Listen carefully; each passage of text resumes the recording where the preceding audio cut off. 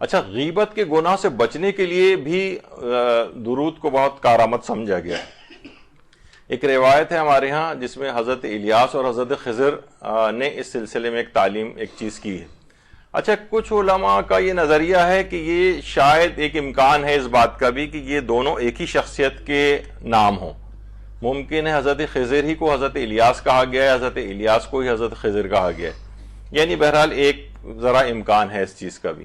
اور حضرت خضر کا آپ کو پتہ ہے کہ ویسے تو ان کا نام، اصل نام روایت میں ہے کہ بلیہ ان کا نام تھا، لیکن ان کا خضر اصل میں لقب ہے، کیونکہ جہاں پہ بھی حضرت خضر جاتے تھے تو وہ اور جاتے ہیں وہ جگہ سرسبز و شاداب ہو جاتی تھی، تو یہ اس لحاظ سے یہ ان کا اس میں آتا ہے۔ تو ایک دفعہ غیبت کے سلسلے میں ان سے سوال پوچھا گیا، روایت میں ایک چیز آئی ہے وسائل الشیعہ کے اندر کہ اولیاء خدا میں سے کسی نے حضرت الیاس و حضرت خضر سے شکایت کی کہ لوگوں کو جتنا منع کریں غیبت نہیں چھوڑتے۔ حضرت الیاس نے فرمایا جب کسی محفل میں لوگ غیبت کر رہے ہوں تو کہو بسم اللہ الرحمن الرحیم وصلی اللہ علی محمد وآل محمد۔ پھر حضرت خضر نے فرمایا جب کوئی شخص کسی محفل سے نکلتے وقت یہ دعا پڑھے تو اللہ ایک فرشتے کو بھیجتا ہے جو اہل محفل کو اس شخص کی غیبت سے روک دیتا ہے۔ جو اٹھ کے جا رہا ہے نا، بعض اوقات ہم اٹھ کے جاتے ہیں تو لوگ ہماری غیبت کرنے لگتے ہیں، تو اگر کوئی شخص کسی محفل سے نکلتے وقت اس دعا کو پڑھے بسم اللہ الرحمن الرحیم وصلی اللہ علی محمد وآل محمد، تو اللہ ایک فرشتے کو پیدا کرے گا جو اہل محفل کو اس کی غیبت سے روک دے گا۔ یعنی آپ بھی جب کسی محفل کے اندر جائیں، عموماً ہوتا ہے رشتہ داروں کے پاس جا رہے ہیں، آپ کو پتہ ہے کہ تھوڑی سی بھی دیر، زیادہ دیر اگر بیٹھنا پڑ جائے رشتہ داروں کے پاس تو کہیں نہ کہیں سے غیبتیں لوگوں کی شروع ہو جاتی ہیں۔ میرے اپنا ایک ویسی کامن پریکٹس ہے، بہت زیادہ غیر ضروری آمد و رفت نہیں رکھتا، لیکن ایسی موقعوں کی تلاش میں رہتا ہوں جب ایک کمبائنڈ قسم کی جو گیدرنگ ہوتی ہے نا، جس میں زیادہ رشتہ دار شریک ہو رہے ہوتے ہیں، کوئی ایسی محفل وغیرہ، تو وہاں پر غیبتوں کا امکانات، عورتوں کا تو مجھے پتہ نہیں، وہاں پہ بھی وہ بہرحال نکال لیتی ہیں مواقع، لیکن عام طور پر مرد حضرات میں نہیں ہوتا، ادھر ادھر سیاست کی باتیں ہو جاتی ہیں، ایک دوسرے سے خیر خیریت، اسی میں ٹائم پاس ہو جاتا ہے، کھانا وانا لگ جاتا ہے، تو اس میں ذرا مواقع کم ملتے ہیں بنسبت ہے کہ آپ اسپیشلی الگ سے جائیں، گھنٹوں ان کے پاس بیٹھیں، صبح گئیں یا رات کو بھی رک رہے ہیں وہاں پر، تو بہت قوی امکانات اس بات کے ہوتے ہیں کہ غیبتیں ہو جائیں گی، تو وہاں جا کر کہیں بسم اللہ الرحمن الرحیم وصلی اللہ علی محمد وآل محمد، اور جب اٹھ کے جانے لگیں تاکہ آپ کی بھی غیبتیں نہ ہوں، یہی والا کلمہ دوبارہ دہراتے ہوئے چلے جائیں، تو انشاءاللہ پروردگار ایک فرشتے کو خلق کرے گا جو لوگوں کا دماغ اس طرف جانے ہی نہیں دے گا کہ وہ غیبت کریں آپ کی یا کسی اور کی۔ تو بہرحال ان چیزوں سے بھی فائدہ اٹھانا چاہیے کہ دیکھا درود کی برکت سے انسان گناہوں، یہ غیبت کے گناہ سے بھی بچ سکتا ہے۔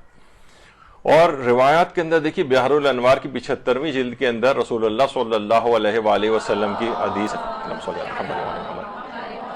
کہ غیبت کا ترک کرنا اللہ کو 10,000 رکعت نماز مستحبی سے زیادہ محبوب تر۔ 10,000 رکعت آپ اٹھا کے کیلکولیشن کر کے دیکھیں کتنا وقت اس کے اندر لگتا ہے کہ 10,000 رکعت آپ نماز پڑھیں، ایک ترک غیبت سے اتنا زیادہ ثواب آپ کو ملتا ہے۔ زبان پہ آ رہی ہے ہمارے غیبت، ہم بس ابھی زبان سے نکلی اور اپنے آپ کو خوف خدا رکھتے ہوئے انسان روک لے، 10,000 رکعت نماز مستحبی سے زیادہ آپ کو ثواب ملے گا۔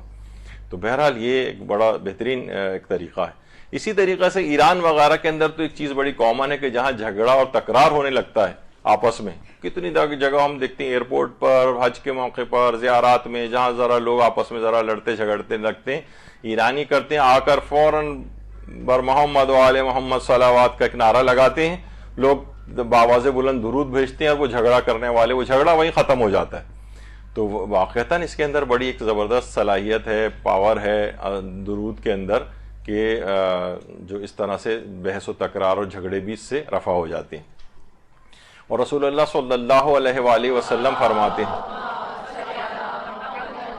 کہ اے امت محمد صلی اللہ علیہ وآلہ وسلم، جب تم مصائب و آلام میں گرفتار ہو جاؤ تو محمد و آل محمد کو یاد کرو تاکہ خدا ان کی برکت سے ان کے فرشتوں کی جو تم پر موکل ہیں شیطانوں کے مقابلے میں تمہاری مدد فرمائیں۔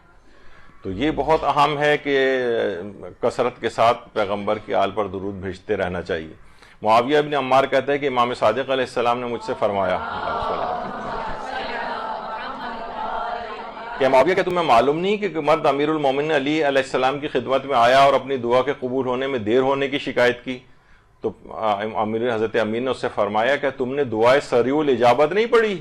اس نے جواب دیا یہ کون سی دعا ہے یعنی فوراً قبول ہونے والی؟ حضرت فرمائے کہو اور خدایا میں تیری طرف محمد اور ان کے اہل بیت کے حق کا واسطہ لے کر آیا ہوں، خدایا آپ کو اور آپ کے محمد و آل محمد کا واسطہ دیتا ہوں کہ محمد و آل محمد پر صلوات بھیج اور میری فلاں فلاں حاجت کو قبول فرما۔ یہ جملے جب تم کہو گے تو فوراً دعا سریع الاجابہ ہے، فوراً تمہاری دعا قبول ہو جائے گی۔ یعنی اس نے کہا تھا نا آخر کی دعا میں جو ہے مجھے تاخیر ہو جاتی ہے قبولیت میں، تو کہا کہ یہ تیز رفتاری کے ساتھ دعا تم اس انداز سے کیوں نہیں پڑھتے ہو؟ تو یہ بھی رائج رکھنی چاہیے اپنی دعاؤں میں۔ اور یہ بھی چھٹے امام نے فرمایا کہ تمہیں ایسی چیز نہ بتاؤں جس کے سبب تم جہنم کی آگ سے بچ جاؤ۔ راوی نے کہا کہ کیوں نہیں آپ بتائیے؟ آپ نے فرمایا فجر کے بعد کہو اے میرے اللہ صلوات و سلام بھیج محمد و آل محمد پر، اور اس بات کو 100 دفعہ کہو، اس کے ذریعے سے اللہ تم کو جہنم کی گرمی سے بچا لے گا۔ تو یہ بہت بہترین، اللہم صلی علی محمد، یعنی اگر کسی کے پاس اس کا موقع ہو تو نماز فجر کے بعد 100 مرتبہ درود اگر پڑھے تو وہ جہنم کی آگ سے محفوظ ہو جائے گا۔ اور شب جمعہ روز جمعہ کے متعلق کہا جاتا ہے 100 مرتبہ صلوات بھیجے گا، خدا ایک فرشتے کو خلق کرے گا جو ہمیشہ اس کے ساتھ رہے گا، حتیٰ کہ قبر میں بھی ایک دوست کی طرح سے اس کی رہنمائی کرے گا۔ یعنی شب جمعہ اور روز جمعہ یہ اپنے پاس ایک دفعہ میں نے بہت پہلے بیان کیا تھا، اور ہمارا ایک ارادہ بھی ہوا تھا ایک کیلنڈر بنانے کا، روزانہ کے اعتبار سے کون کون سی چیزیں ایسی ہیں جو ہمیں اعمال انجام دینے چاہیے جو بہت فائدہ مند ہیں۔ وہ اتنا پورا نہیں ہو سکا وہ، لیکن بہرحال کوئی انسان اپنے پاس ہی کوئی ڈائری کیلنڈر کے اوپر مارک کر کے رکھ لے کہ روزانہ دیکھ لیا کرے کہ مجھے آج کیا کرنا ہے، شب جمعہ کون سے اعمال انجام دینے ہیں، جو روز جمعہ کیا کرنے ہیں، چھوٹا چھوٹا سائڈ میں لکھ لے تاکہ اسے یاد رہے۔ تو روز جمعہ اور شب جمعہ 100 مرتبہ درود کی بھی تاکید آئی۔